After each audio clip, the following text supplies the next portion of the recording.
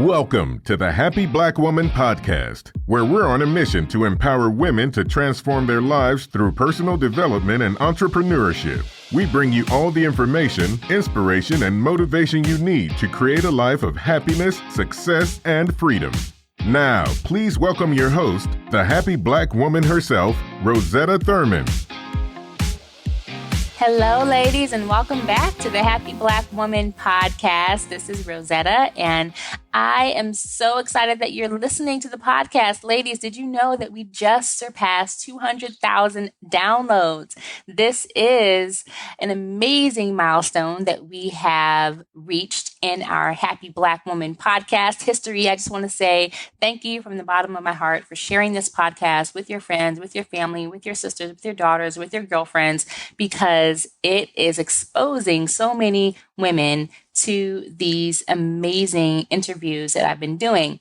And today is no different. So if you haven't had a chance to do so yet, please go to iTunes and search for Happy Black Woman Podcast and leave a rating or a review so that many other women can find our podcast as well. All right. So we're going to dive into today's episode with Kimberly Harden. Kimberly Harden is known as the Image Architect, and she is really excited to share with you her insight and her expertise, and I'm excited to share her with you as well. So welcome, Kimberly. Thank you. Thank you. Hi, Kimberly. So good to have you on the show. Kimberly is one of the incredible women in my inner circle with the Happy Black Woman Mastermind. I love bringing you conversations with these ladies because they are an example of what happens when you say yes to your purpose, yes to your passion, yes to your vision. And so what better way to do that, to inspire you, than to bring them on the show? So Kimberly, I have had the pleasure of getting to work with you and see your work evolve over the past few months. Yeah. And I could share a lot about you, but I'd rather have people hear it directly from you. So tell us a little bit about your mission and the work that you do. Sure. So my mission is to help women discover their ideal image, revitalize their personal style through providing practical tips, style secrets, and guidelines that just help them become more confident in what it is they do and how they show up authentically. So basically, just helping them feel good and look good from the inside out. Yeah. One thing that's important to note about your work is, like, you know, when you see Kimberly in person, and you'll see her picture and her bio and everything on our website on the show notes, but you see a very well put together woman. She's very stylish. Her outfits are always on point with the jewelry, the makeup, the hair, everything is working together. And yet the focus of her work is really the inner self and how that can represent your outer self, how that can manifest. So I'm very curious, and I know everybody else is too, in knowing how you came to have that focus in your life, in your business. What was it that you've experienced in your life that led you to this passion to even focus on this and then also turn it into a business? So what really began to happen is I heard so many of my friends speak to their hurts and disappointments on how they look and how they feel. So I decided that this is something I think as women, you come into yourself and you evolve. You know, I've gone through this. I go through this. It's just something that we do. But what ended up happening is I just kind of just felt a way that it was something that I could do to help. So I just began to figure and dive deep to figure out how I could help. And basically what it came to was that I speak to the woman that basically lies in bed, that hits the snooze button over and over again because she dreads the alarm clock, because it means she has to get up, get dressed, and she just feels like a prisoner in her own closet.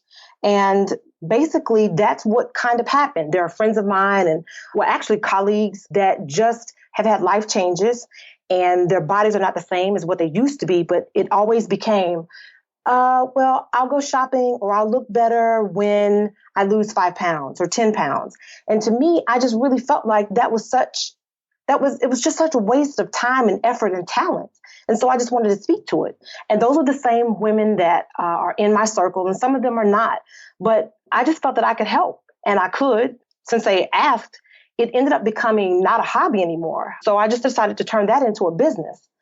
And it's working and I love it. I love what I do. I love to have women actually just dread their closet, give them a few tips. And they're just like, I've gotten like countless calls and text messages that said, hey, I went out. I feel great. Hey, I made this. And they're able to do it for themselves. So it's just fabulous. I just love it. I could feel your passion for your work, and definitely everybody else can too. And, the thing about, there's so many pieces of your work: style, confidence, all those things wrapped into it.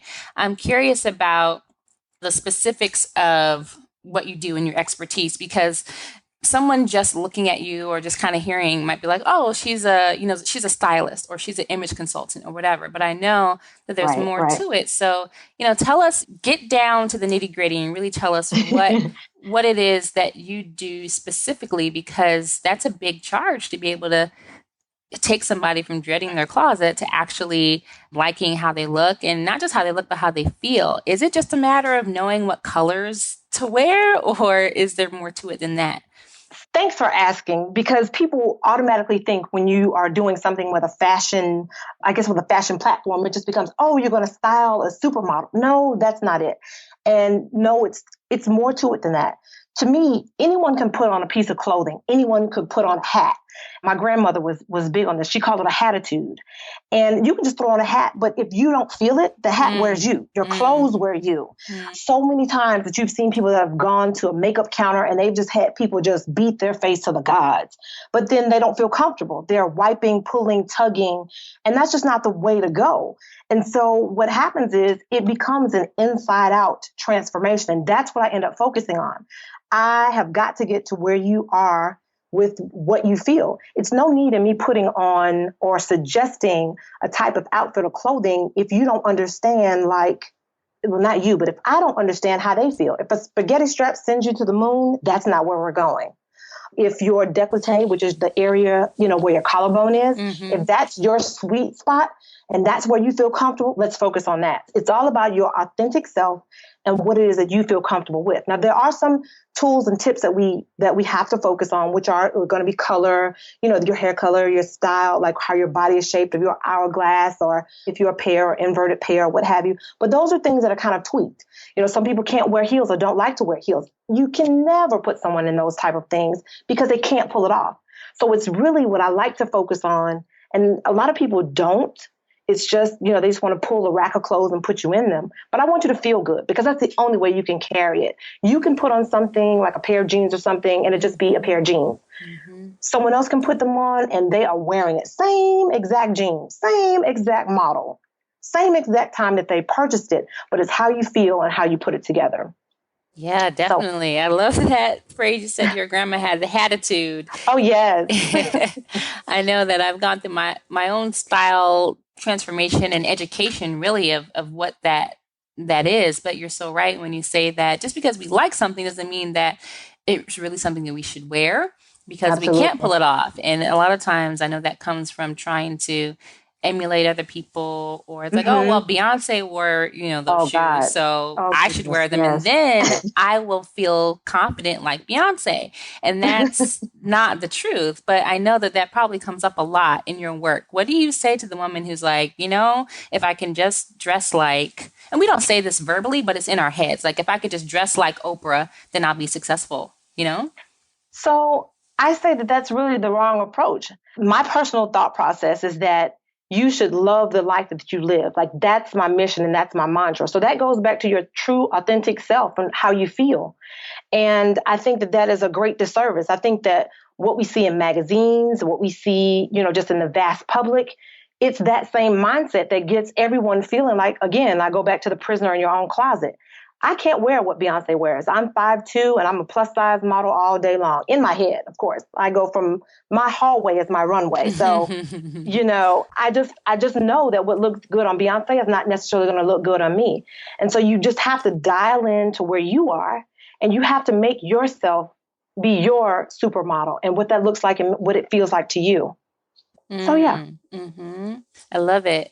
Well, I want to dive in a little bit more to your expertise in giving our listeners something that they can run with as it relates to their life. So, what are some, for those of us wanting to be authentic in how we show up in the world, pretty much that's the underlying theme of your work. For Uh-huh. me, what are some specific action steps that we can take today? Like, should we go in our closet and like throw everything out and start over? Or, how could we get started with that? So I want to kind of back up if I can for a minute to kind of go forward. So my expertise, and it's kind of one of those things that the first onset of it, I guess the reason why I have such a great affinity for fashion is because of my background is actually in architecture. And it comes from a design standpoint. A lot of people are just like, oh, what is that? Like, how does that mesh and how does that go together? But what happens is architecture, you're building. And the building is a correlation to your body. You have foundation, you have a exterior, you have an interior. So they're not far apart. In architecture, you have shapes and colors and textures, and all those have to mesh and meld. Of course, everyone knows that you have to start with a strong foundation before you're able to build on it. And that comes directly and it relates directly to fashion. So my fashion for passion and my design and architecture background just kind of mesh and meld. So what that means specifically and why it's so important, the work that I love to do and why it just comes across pretty successfully, I would have to say, is because, and these are some of the specific things that you should take from this, is to really and truly make yourself a priority. Some of the specific tips that I would say is to find some great songs that you love. Put them on like a quick little playlist. You don't have to do anything really major, but just to get yourself in the right mind frame and get yourself out of a self-deprecating kind of feel, just a really great positive look and feel. And then just take the bull by the horns. Just go in your closet, find about 4 or 5 articles of clothing that make you look and feel great, and then plan a few signature looks. Now, the purpose of this is to do this ahead of time. So you're not hitting the snooze button and you're not beating up on yourself. You're just feeling great about it. Now, this is a sidebar tip that'll take you everywhere, and it's everything in life. Don't neglect accessories. So you can take a simple black dress and maybe it's on Tuesday and you have gold accessories. Okay, so the next week, maybe it's silver accessories. Maybe it's a boot or a heel. Maybe it's a scarf. Maybe it's a jacket. Maybe it's inside. Maybe it's out. So the few pieces that you have, don't feel bad about it. Just feel great about it. Just take a little time. Don't wait until the morning. That's the whole thing. And you just make it you. So the whole key about that is to be deliberate, be intentional, and have a goal set in mind. You go in your closet and you just say, hey, listen, I'm going to spend, 30 minutes. Maybe 30 minutes is all you can take. Don't feel bad about it. Just use what you have, and then you kind of build on it from there. But you've got to start with and you have to start with an assessment. So that's what it is. So it doesn't start with us running to the mall. Oh, absolutely. So, contrary to popular belief, you will not find me in a mall. I hate malls. The only time I really do shopping like that is if I'm shopping for clients. And I just came back I have a client that's coming in tomorrow morning, and I just went out and did a quick little assessment. But the thing that most people hate, especially if you're in a rut like that, is because you don't know what to pick. And so you end up picking a lot of things that are not going to look well on you. And so it just makes you feel even worse. You are just afraid of long mirrors and you're afraid of fitting rooms. And you shouldn't feel that way. With a few tips, a few little tricks, you can just go and look, pick. It's a method to the madness. And if you know a few little tips, you start feeling great. Like, oh, no, it won't work. I can go in and out of a mall in less than 30 minutes and I can get what I need. And again, I shop with a purpose. Yeah. So to me, women nowadays, and this is just what I think, because, it's so accessible to us, you can buy clothes for $4 and $5. We have all the shoes we need. Notice I said need, not want. We have all the clothing we want. It's just how you put them together. Yeah. So again, it's no need to feel like a prisoner. We got this. We can do it. I'm here to help. Yes, definitely. I love that you shared about the intention and the purpose and really making ourselves a priority, because it's not about having more and more stuff, but it's about how we're feeling and the stuff that we have. And for me, when I went through this process myself, it's like, yeah, I have a lot of stuff in my closet before I downsize that was it didn't make me feel good. Like there's some things I know people have where they wear it and they're self-conscious about their belly Right. or whatever. And it's like, why wear it if you're going to feel bad all night long? It doesn't make any sense. Yeah. It kind of just goes back to, just those simple actions. It's just a quick little 3-part: assess, reflect, and reset. I mean, that's easy. So when you go in there, like I said, it's easy. Cool. Well, I want to know for the woman who is, because I always try to anticipate the questions that our ladies are asking in their heads while they're listening to, the podcast. And so for someone who's listening to you, I know there's so many things they would want to pick your brain on, but situation that, someone they want to change their life. So you talk about going from the inside out. They have been this certain person for all these years. Maybe they have realized that they've been playing small in their life. They haven't really been in their power in their life. Maybe they have a job that they don't like, and they're just ready for a complete transformation. And a lot of times that can turn into a shopping spree at the mall without going through this process. But for someone who wants to start to reflect the outside for what's going on in the inside, like a lot of my clothes, as I've transformed over the years, I just had to get rid of them because it's like, this is not who I am anymore. And I don't feel like myself in them anymore. So what do you say to that woman who is, transforming? What's something that she can do to start to make sure that what she's wearing reflects the woman that she is inside now? The main focus, and it goes back to those 3 simple steps: assess where you really are. It takes a moment to really get down to the nitty gritty, to really look in the mirror and say, hey, I'm not what I used to be, and this is where I am. So first, just come to terms with that. And it begins to kind of transform how you feel. And then you reflect on, okay, so am I looking to make a change in and I guess it kind of depends on where you are. If you're moving to a personal or professional, or just determine where you are and reflect on that. And then reset, meaning just take where you are. Don't feel bad about it, and just grow from that point right there. And when I say grow from that point right there, don't get hung up in the numbers. Like if you were a size 6 and now you're a size 16, just when I say reset, that's what it is. It's really reset at that size 16. Right. Don't feel bad about it. Instead just of go trying with to it. keep living in the size 6 life, now you have a new life, or vice versa. I mean, a lot of women are listening and they've had weight loss, weight gain or weight loss. And so they're still actually, and I've heard this from some people, like they're still living their life as that bigger size, and they haven't embraced the new size that they are. Maybe they're afraid that they're going to gain the weight again, and they don't want to get rid of all the bigger size clothes in their closet, but at the same time it's holding them back in their life. I've actually had to take an assessment, and I've actually folded clothes up. I've given them away. And sometimes you have a little bit of apprehension on getting rid of those clothes, but do it in stages. The whole thing is not to feel like a prisoner and trapped. If you are not totally ready to give them away, start with a little bit. And that goes back to your assessment. If you feel 100% like you're about to explode by giving them away, just start by getting them out of your closet. Because what happens is when you get up in the morning, you're going to go straight to you're going to see that piece that you know that you can't fit and that's that 6 mindset, if you will. But if you're 16, then it's just okay, then you start the downward spiral. So again, you just kind of have to start, take small steps, just small steps, make just an incremental, exponential. I mean, it just turns your life around. Your mindset just absolutely opens up, and you just begin to start feeling free. And you love getting up. You love showing up. You love going out. You just love your life. Yes. Wonderful. I love that. And a lot of your work I know has to do with people's self-image. And I don't think that many women understand what their self-image is until they look in the mirror.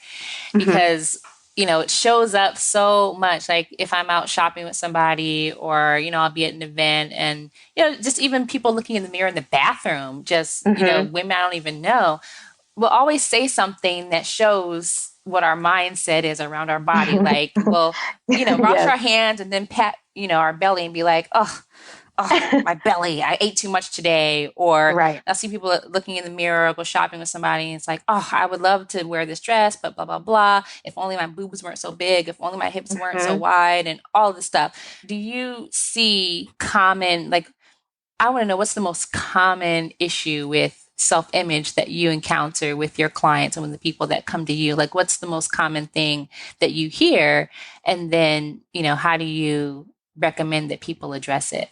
So the most common thing that I hear, and this is like a common thread, whether you are smaller and you want to be bigger or bigger wanting to be smaller. I actually had a woman, I was trying on something the other day, and she wanted me to come out. She was a saleswoman. She was actually a young lady. She was in her early 20s.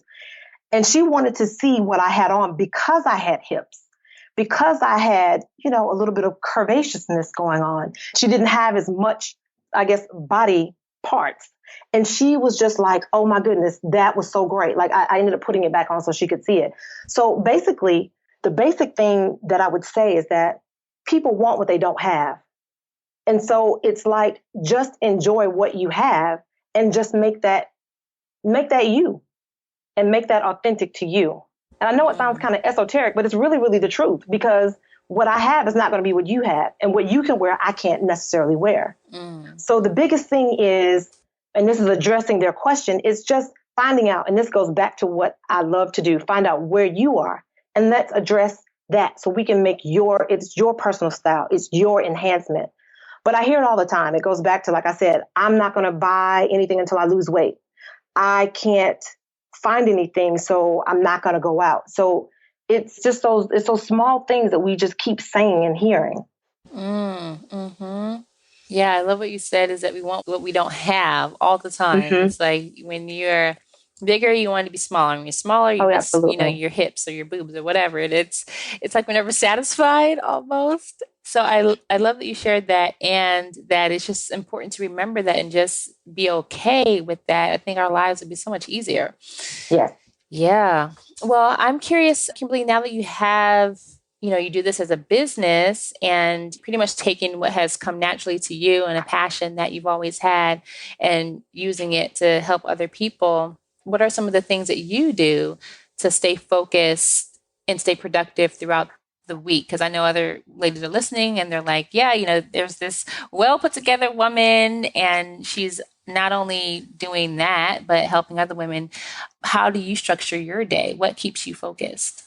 So if I can just be really transparent and totally 100% honest and real, it's an ongoing struggle and task. And what I mean by that is that every day I have to make a decision to follow.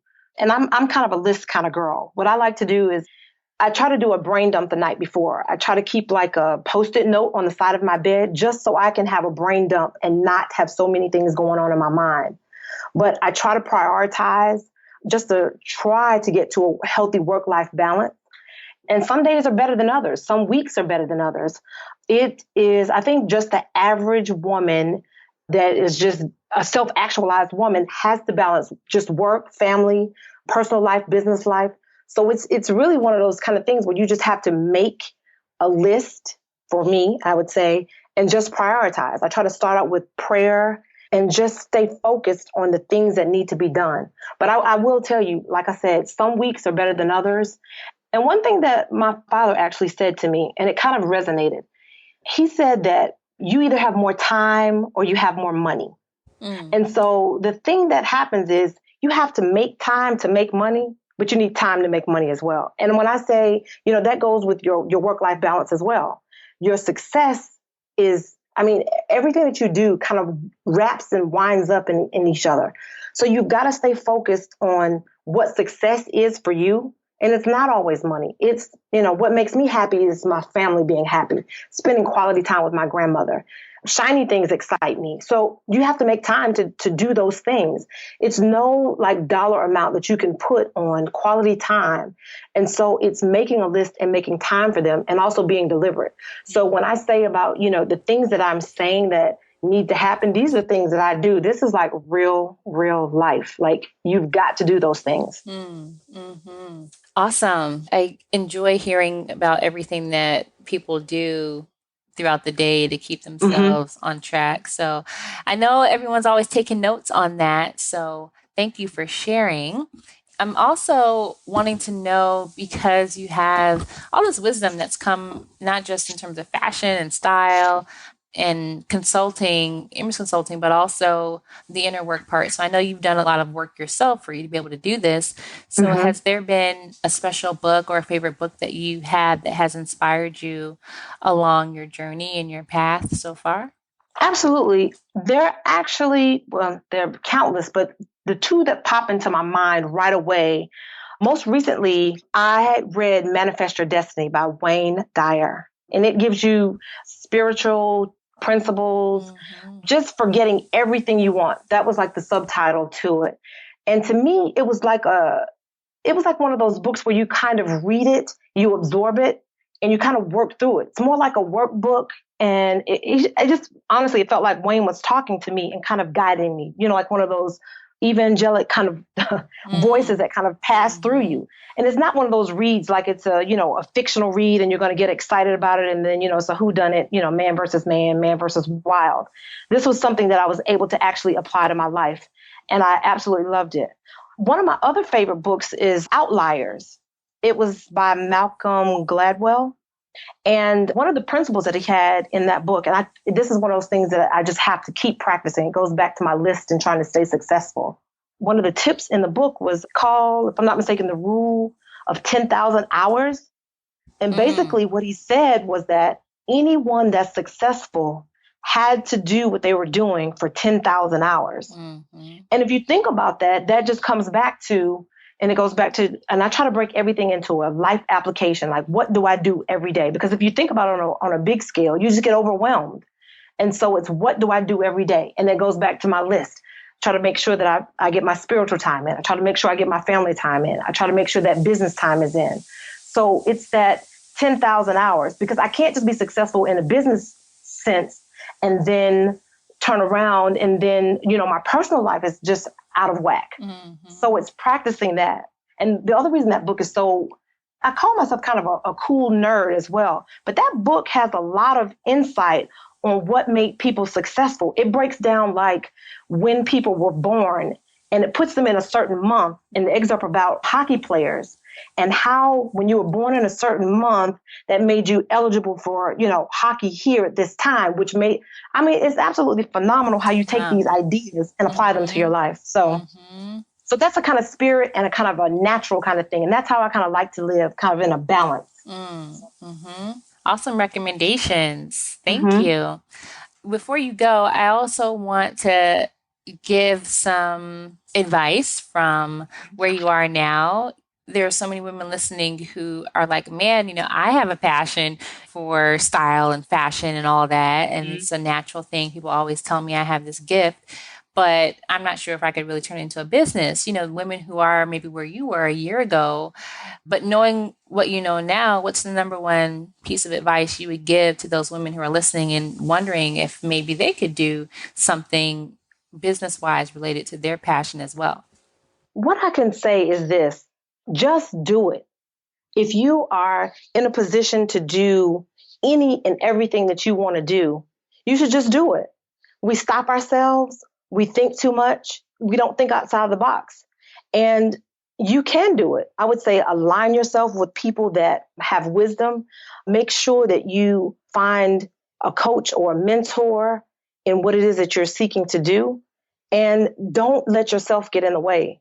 We are our own biggest critic. And here's the deal. If you don't do it, you won't be successful. You don't know what limits you can reach. The sky is the limit. So don't limit yourself. I guess that's what I'm trying to say, that you should just do it. The limitations that we put on ourselves are far worse than any other limits, than anything else that we can imagine. If you shoot for the stars, you'll already be among them. So even if you don't make what you think that you should make, you're still among the stars.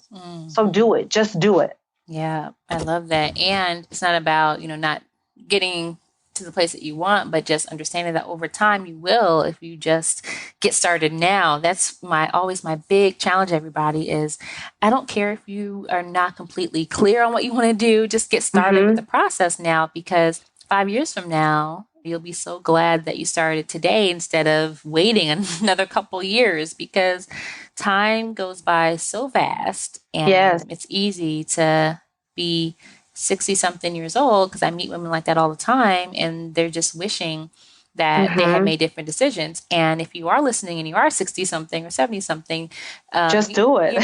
It's never too late. There's no more time to waste, right? If you want to do what you want to do, the only person that can decide that is you. Absolutely. Absolutely. Yeah. I concur fully.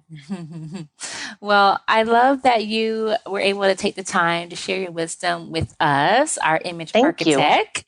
And I know that people will want to get in touch with you and stay connected to your work. So what's the best way that people can find out more about what you do and follow everything that you're sharing?